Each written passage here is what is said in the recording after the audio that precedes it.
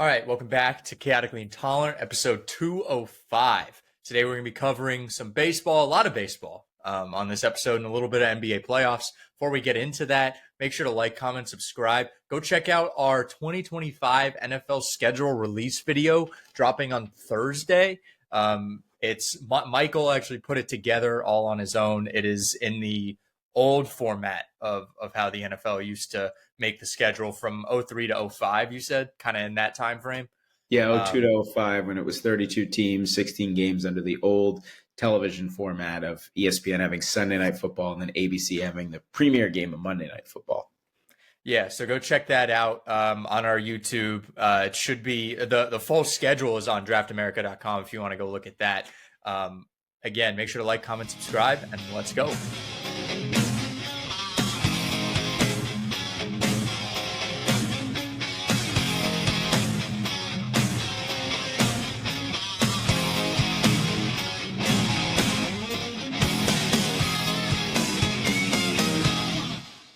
All right, Mike. The Celtics are all but dead. Let's start with that. Jason Tatum is done. It's over. Yeah, that's just a brutal sight. I mean, to see him go down like that. And look, the Celtics, as far as losing the series, it's not going to be because of the Tatum injury. It's going to be because they blew leads of 20, 20, and 14 points. And they did this a bunch this year. It's funny, you look at their records of 61 and 21. I mean, they had a great season. They had some real brain cramps this year. It just never, to me, they just never looked like that same version. I mean, even with the really good record, even with kind of the being the heavy favorite, it never felt to me like this was that same version of the team, even though it was basically the same roster. So now being down 3-1, like, you got to hand it to the Knicks. You know, they've won every road game this postseason. They're 5 for 5 thus far. They got another test tonight. We'll see how the Celtics come out. Can they rally? Sometimes teams can put it together without their best player, but as far as winning, as far as repeating as champions without Tatum, that's just almost impossible. Yeah, and then whoever wins this series is going to have to face a red-hot Pacer team right now, and Tyrese Halliburton, who, I mean, it feels like he's unconscious when he's shooting the ball right now. He is on fire, and we saw this a little bit last year. The Celtics had maybe you look back at that series and it looks like the Celtics dominated, but they had some trouble in those games against the Pacers. Yeah. And whoever has to, I think both of these teams right now are not feeling too confident having to see this Pacers team. Right. The sweep last year, but they were all very, very tight games. Indiana they've been coming on real strong. This isn't just a team that squeaked by. And then people, it's easy to forget that because they were the 4 seed this year, were they 4 or 5 seed? I think 4. They were the 5 seed, or they were the 4. So kind of slipped under the radar a little bit. Boston and Cleveland were the 2 teams. Everyone thought it was inevitable they'd meet in the Eastern Conference Finals, and Halliburton's taken over. And the Pacers kind of have that same sense that the Knicks do of unfinished business from last year. Remember, they faced each other, and the Knicks had a 2-0 lead in that series. Ended up losing Game 7 on their home court. Kind of just the lack of depth caught up to them. But Knicks Pacers, like, kind of a throwback to the, Larry Johnson versus Reggie Miller days. It should be a lot of fun if it in fact ends up being the Knicks, but we assume it will be. Yeah. And then to the West, we have Thunder Nuggets. Thunder lead 3-2 right now. On the 15th, they will play at 8:30. Give me a little bit on that. Yeah, the Thunder really earned that win last night. It just really, just watching that game, it just never felt like they were going to get there. They would keep chipping away. Denver would keep answering. Jokic went off 44 points, 15 rebounds. We kept hearing about experience. Denver has the experience, right? Here in hockey, Florida has the experience. The announcers never have the heart to say, well, the Maple Leafs just choke, right? But in basketball, it's like, oh, the Thunder, this team, are they going to do what they did last year where they were the 1 seed and it's like, sometimes, it's not about the Nuggets and their experience. It's about, can this young team get out of its way? Can they find a way to rally together? And they really scrapped and earned that win. What I've been impressed with the Thunder is that they've not looked at all like that explosive team that they were in the regular season, but they've kind of adapted to this sort of grinded out style, which, as you know, that's so much of what the postseason is. And so they've got a 3-2 lead. You look at, if they get past the Nuggets, they've got Minnesota, who, granted, is very hot. They're playing very well, but they're the 6th seed, right? I mean, that's one the Thunder should win. They're back to being the heavy favorite. They probably won't face the Celtics. We know they won't face the Cavs in the finals. Like, the path is clearer now for Oklahoma City to go and win its first championship. And then you have the Timberwolves and the Warriors. Warriors, I mean, you want to talk about experience? Here you go. They have the most experience, I think, in this playoffs, and they're going to need it tonight. They're down 3-1. Right. They don't have that kind of closer without Curry. They just look out, man. They just look outclassed right now. And I think it's just an insurmountable hole for them to come back. And again, Minnesota and Indiana, 2 teams that were in the conference finals last year and lost and kind of got forgotten about, in terms of not having the greatest regular season and going in as a lower seed.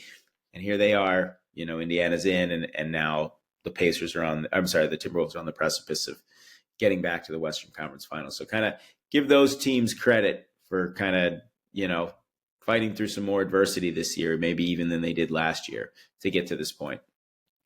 Yeah, Minnesota sports, you really need one. They need a team. Fine. I mean, it's just how long's it been? Yeah, well, 91. Twins just wrapped up another win. I don't know what that 9 in a row. They just beat the Orioles. So, yeah, 1991, the last time a Minnesota team, I believe, even competed for a championship, let alone won one. The Vikings haven't been to a Super Bowl since the 70s. The Wild have never been to the finals. Timberwolves have never been to the finals.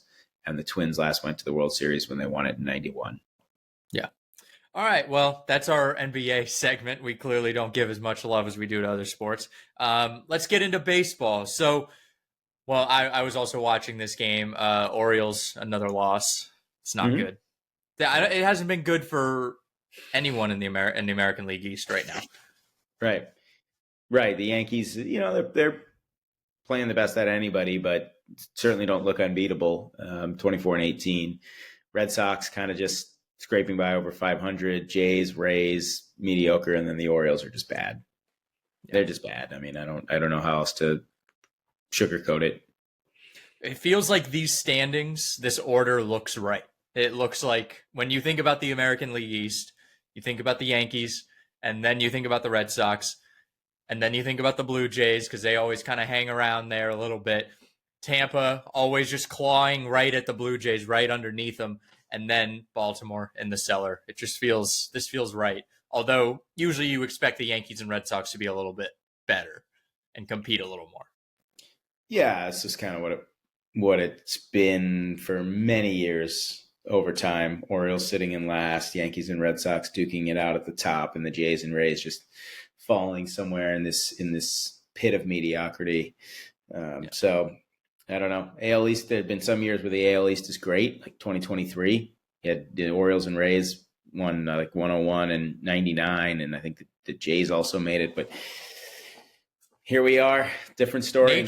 Nature has returned to its preferred order. Well, I'm going to go with my player of the week to start. Going Framber Valdez of the Houston Astros. 15 innings pitched, 7 against Milwaukee, and 8 against Kansas City. I think that's a big series for them. Gave up 2 runs, 14 strikeouts, 2-1 win versus Kansas City, like I said, and 9-1 win versus Milwaukee. That's, the Astros, again, they're kind of middling around 500 right now, but just keep getting that from Framber, and you might see another hated Astros team in the playoffs at least.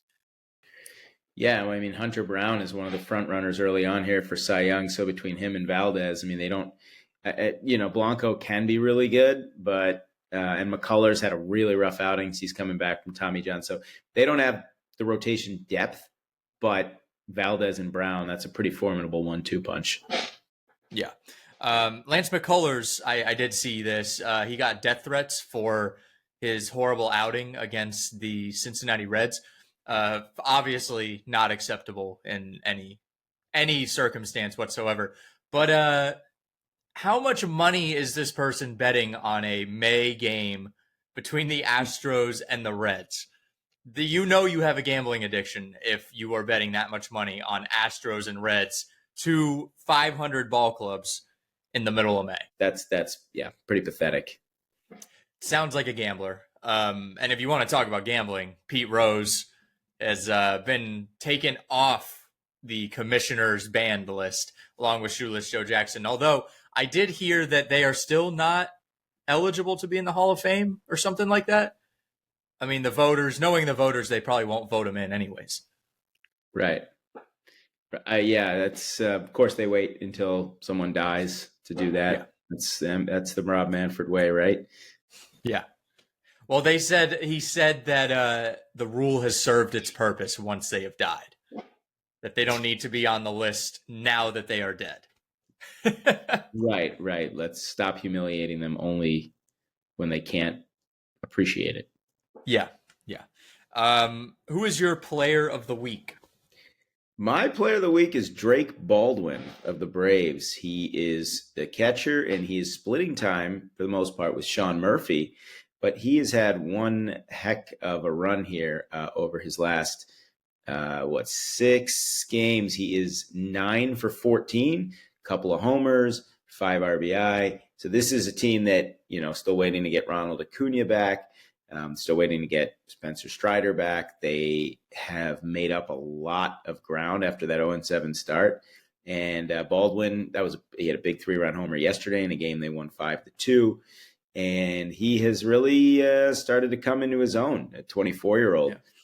I think we saw a little bit of him last year.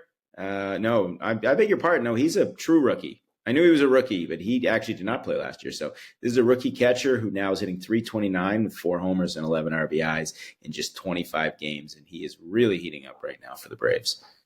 Yeah, I know a lot of people that are really looking down on the Braves at this moment because they look at their record and they see that they're .500.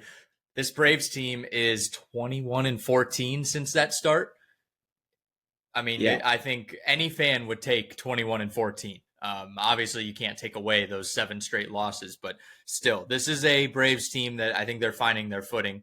Just the record is not showing it as much. Well, and remember that 0-7 start was a West Coast road trip through playing the Dodgers and the Padres, and they said that that's the second quickest the team has gotten back to 500 since a Red Sox team back in, I don't know, very long time ago. So, the Braves, again, they have the experience. Their pitching's been better than I think people would have expected. Remember, they haven't had Strider basically at all. They lost Max Fried. They lost Charlie Morton, who's obviously struggled mightily in Baltimore, but he was someone that, was a contributor for them, but gotten good starting pitch. And Chris Sale hasn't pitched well, right? I mean, that's another one we didn't necessarily expect after he wins the Cy Young Award, but they're figuring it out with guys like Smith Shawver and Bryce Elder. And so Braves are, playing better, and they're getting a real spark from this rookie catcher. All right, to my let's go to the team of the week. I'm going with a repeat here, going back to back. This Cardinal team is smoking hot right now. 9 in a row. They're a game and a half back of the Cubs. They swept the Pirates and Nats, who were weaker opponents, but they did take the first versus the Phillies, and they are playing in a doubleheader as we record right now. But again, this Cardinals team is hot. Look out. You never know with the Cardinals. Never know with the Cardinals. I mean, obviously they've been pretty mediocre these last few years. And then speaking of mediocre, my team of the week is the Twins. And I hate watching this. They just beat the Orioles for their 9th win in a row. And it's just such a mediocre franchise. And it's such a waste of a playoff spot, in my opinion, if they get in. But tip your cap to them. Remember last year, I think they had the longest winning streak in baseball. If I'm not mistaken, they had a 13-game winning streak last year and still missed the playoffs, in part because they lost a game or two late in the year to the Marlins at home. Very typical Twins. And here they are, even though they've won 9 in a row and they're 2 games over 500, they still are in 4th place in the American League Central.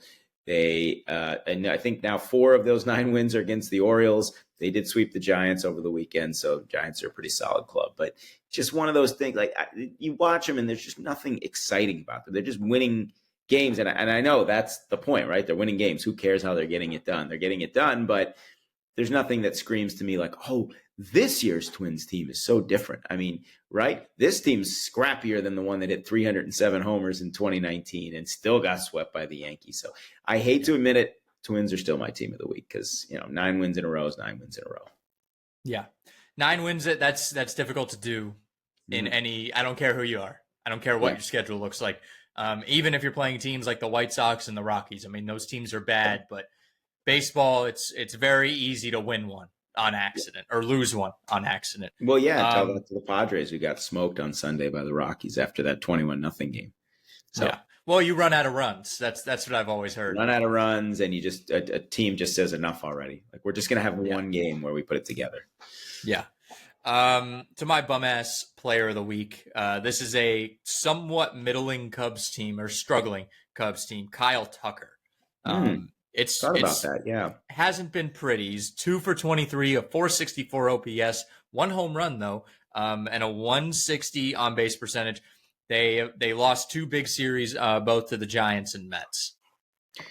Yeah, Cubs have cooled off. I mean, it like I look at their record, and they're still in first place. They're 25-18. It feels like they're better than their record. Maybe just because they played so many entertaining games. If you look at the odds, Kyle Tucker is actually listed as the second favorite for MVP behind Shohei Ohtani. So obviously he's cooled off a bit. He got off to a really hot start. Sometimes you burn yourself out. But yeah, I actually had considered Tucker. I'm very shocked you didn't say Tanner Houck, being a Red Sox guy, giving up 11 runs in his last outing, which, by the way, was not the worst start in the past week. That would belong to one Bradley Blaylock, who gave up 12 runs for the Rockies in his start. I did not choose either of them. I went with a guy who, now I feel bad because I just read that he got put on the IL with an arm issue, but Bryce Miller. His last couple starts have been really, really rough. And this is a guy that the Mariners have needed to step up. With Logan Gilbert and George Kirby out, they really needed Bryce Miller to pitch the way he did last year. And instead, he gave up 4 runs and 7 hits in 4 innings against the A's, and then got bombed by the Blue Jays, 7 runs in 5 innings. Well, I guess now we know why, potentially, but it really had a disappointing year so far. 2-4 with a 5.22 ERA. And again, it's like a guy that the Mariners need. If they're going to avoid having another one of these start hot, burn yourself out, that's the strength of their teams, their starting pitcher. And now we'll see how serious Miller's injury is. And they're already worried about how long Gilbert's going to be out. So all of a sudden, this Mariners team, like the supposed strength of their team, is kind of in disarray right now. Yeah. My bum ass team of the week. I'm gonna stay in the NL Central. I'm gonna go with the Cincinnati Reds. Again, I kind of look at them kind of the same as the Pirates, where you expect them to hang around at least until mid-year and then taper off. But especially I think we had a little bit of higher expectations with Tito there now. You have a veteran mind in there that really knows how to rally the troops. But I mean, you end your winning streak against the Astros. They lost 3 of 4 to the Braves, and then they just lost to the White Sox in 10 innings. They lost 5-1 in 10 innings to the White Sox. So really just not a good week for the Reds, and especially a team where if you want to hope for a playoff push, you really can't lose games like this to the White Sox. Yeah, I think the Reds, they have to feel like that there's a window of opportunity here, in the sense that you're playing in a division that's very winnable, right? And they're still only 5 out. And they're 20 and 23. They're only 5 out, and yet they're 20 and 23, and they've shown flashes at times this year, right, of being a good team, but now you're starting to lose to bad teams, right? And then that starts to be like a head scratch. One thing if you're playing, the Dodgers and the Padres or something, but that's not been the case. That just hasn't been the case. So they've really scuffled. My bum ass team of the week, I'm going to go with the Washington Nationals, who have just had first of all, tied with the Angels for the worst bullpen ERA in baseball, 7.07, over 7 runs per 9 innings. Red Sox got to be close to them right now. Surprisingly, the Red Sox 3.74 ERA. 13th in baseball in terms of bullpen ERA. Maybe that's been really low lately. But Washington, they've been a disappointment. They've lost 7 in a row now. They're actually tied in the loss column with the Marlins. They're a game up, but they're tied in the loss column.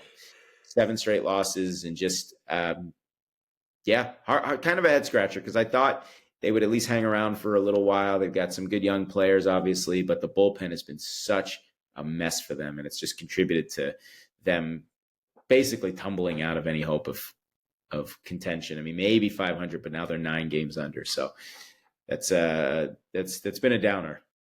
Yeah. And then surprise player of the week. I'm going to go with someone, a very big name, but maybe not. He has not performed to the expectations. In Detroit, I'm going Javi Baez. Big walk-off 3-run home run last night. He had a home run earlier in the game as well. Batting 360 right now. 13 RBIs over the last week with a 1025 OPS. Detroit is hot. They are tearing the cover off the ball to start the year, and they're 2.5 games up in the American League Central right now, where they were maybe considered a possibility to win that division, but being in first place in May, I'm sure you're pretty damn happy if you're a Tigers fan. Yeah. Just a shout out to Javi Baez for he got that big contract. He got a lot of boos, right? He's just been not booze, Booze. Maybe he did too, but he got booed a lot. He probably had a lot of that to help himself. Probably had a lot of that, yeah. Went through a really tough stretch, but he's bounced back, yeah. And think about how much deeper that Tigers lineup becomes, when you have Javi Baez hitting the way he's supposed to, because he was kind of an afterthought at this point. Going into this season, it was like, if we can get anything from him, that'll be big. I'll go with my surprise. I'll go with Taylor Ward, just because he hit a game-winning grand slam the other night. He's had a couple multi-hit games. He's driving in some runs here for the Angels. He's got, let's see, 4, 5. He's got 9 RBIs over his last 6 games. So he's heating up a little bit. We know the Angels have some pop. I mean, they do hit some home runs, and so Ward he's had a rough year in terms of batting average. He's actually just slightly raised his average in that time from 181 to 185. But he's been a surprise. He's been a surprise lately, as the Angels have at least started to look a little better. They had that big comeback against the Padres the other night. Yeah, Javi is the number 9 guy as well in Detroit. So to have that number 9 guy, I think he's batting 319 overall in the year. Really, that helps your lineup, especially. I mean, you have no holes, basically. I mean, obviously there's holes, but you get that bottom anchor part to actually contribute. That's big. And then the Angels, I mean, last place, but hey, they're 17-24. It's not Chicago bad. That's not Colorado bad, right? Oh. And then we didn't touch on the Devers situation last week.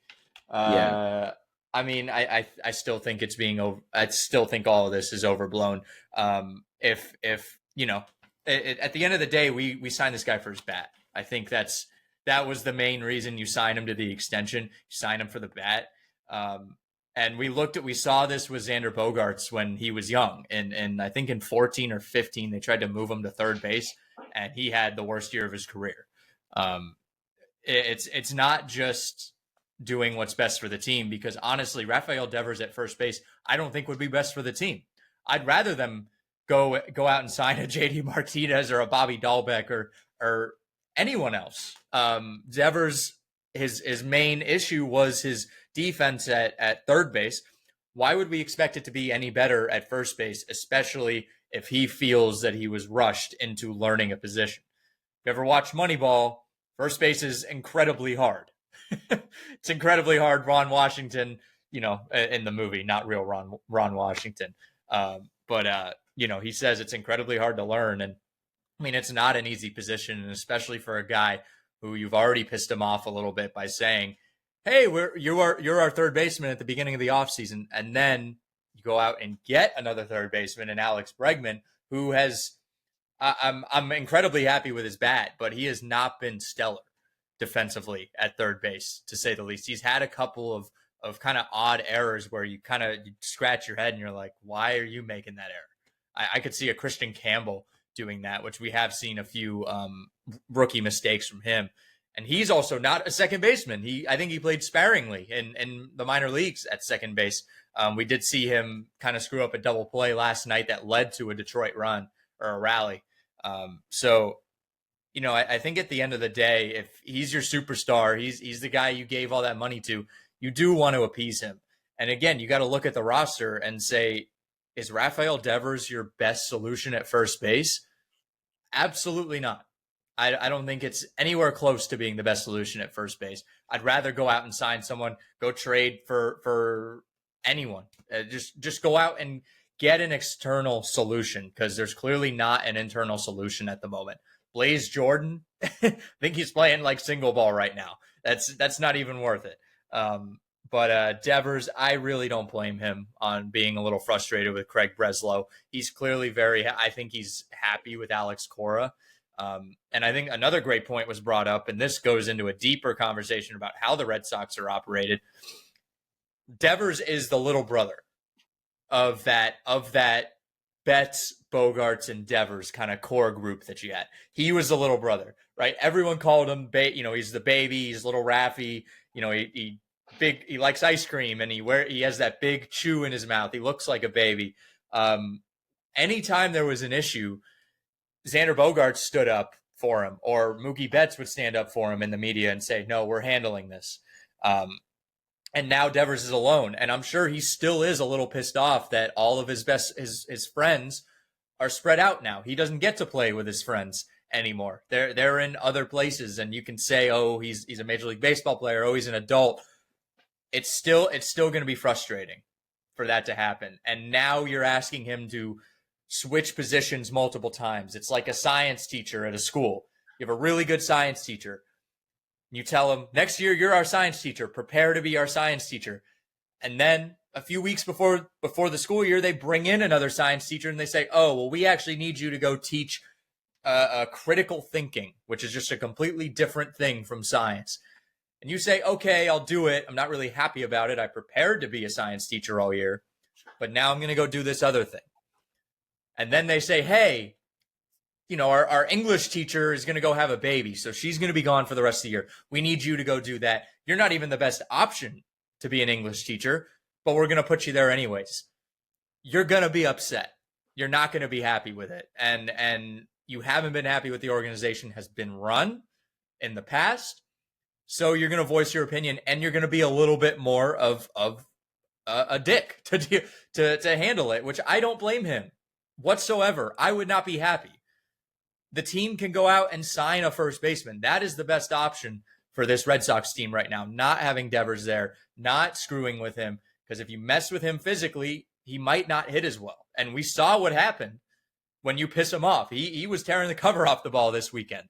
So at the end of the day, all these people saying to trade Devers, you really think you're going to go out and get who are you going to go out and get, to replace him? What bat is going to replace Rafael Devers right now? I don't see anyone that's on the market right now. He's tearing the cover off the ball, and I'm perfectly happy to have him on this Red Sox team. Yeah, I mean, I don't blame him either. It's just I don't know. You have to get a more permanent solution anyway, and you don't want to anger your best player. I mean, I understand both sides a little bit. It's kind of like, I do too. I understand doing what's best for the team, but it's not even what's best for the team at this point. Right. And obviously it's unfortunate what happened to Tristan Casas. They didn't plan on that. I don't think that you can fault them one bit for signing Alex Bregman. I mean, he's certainly delivered offensively more than I think anyone in Boston could have envisioned. And, I don't know. I think the overall issue is the Red Sox have generally underperformed this year. I also don't know what Devers defensively would bring to first base. That old Seinfeld with Keith Hernandez, Elaine's chiding him and saying, they put the worst player at first base. It's so easy. Just catch the ball. It's obviously not true. There's a lot that goes into it. And then, you can't, there's nowhere on the field you can take for granted. So, he's going to take his lumps at first base. The margin for error in sports, any sport, is very thin. And, you might say, well, the sabermetrics nerds will look at it and say, you can't have, his ultimate zone rating's a little lower, but that can add up. It can add up, especially at a time when the Red Sox are, they're not going to win, 95 games. They may have to scratch and claw to get into the playoffs. So, yeah, it's been a head scratcher for Breslow. I don't think his predecessor was that well liked either, Chaim Bloom. So, yeah. Oh, I think Craig kind of came into this. I mean, Heim Bloom felt a little more handcuffed, I think, by the organization. Obviously, I think Heim did what he was supposed to do, what he was asked to do. He came in and tore it down. He came in and built up the farm system. Now you have guys like Christian Campbell. You have Marcelo Meyer, who's getting a lot of traction right now because Trevor Story has been struggling as of late. I don't hate Chaim Bloom because he did exactly what you wanted him to do. Now you have all these young prospects coming up. If you're a Red Sox fan who hates Chaim Bloom, but you love Christian Campbell, you love Marcelo Meyer, you love Roman Anthony, you love all these guys that are sitting in the minors right now waiting to be called up, then you really should. Then you should reevaluate how you look at Chaim Bloom. We all knew this when he came from Tampa. We looked at Tampa and we said, look at the Rays. Their farm system was great. They built up their farm system. I think Craig Breslow has completely mishandled this situation with Devers. And again, to look at the Bogart situation, that whole shortstop to third base thing was a major storyline, but it just did not get as much traction. It did not get all this media attention. And if the Red Sox are winning baseball games right now, this does not matter. No one gives a shit about this. I don't even know if Raffy even comes out and said, I don't even know if you have all these interviews. But the Red Sox are underperforming, to say the least. And that's what's making it more of a storyline, because the Boston media especially loves to just keep pushing and pushing and pushing and pushing on things when it's not good. When it's great, everything's going to be great. When it's bad or just even under good, they're just going to try and find every little thing they can pick at. Yeah, it's not good. It's not good times for either of us as baseball fans. Mm-hmm. Well, we're going to wrap it up here. We did record our NFL schedule release just before this, so voices are a little tired. Go watch the new Superman trailer. New Superman trailer is out. It is amazing. I love it. Again, I will love any new Superman content because I've just been so starved over the last 10 years for Superman content. But I'm really excited for this movie. It's going to be amazing. But make sure to go check out Draft America. Go check out the NFL schedule release video. Go check out The Cycle from Spring Hill Sports. And make sure to like, comment, subscribe. We will see you next week.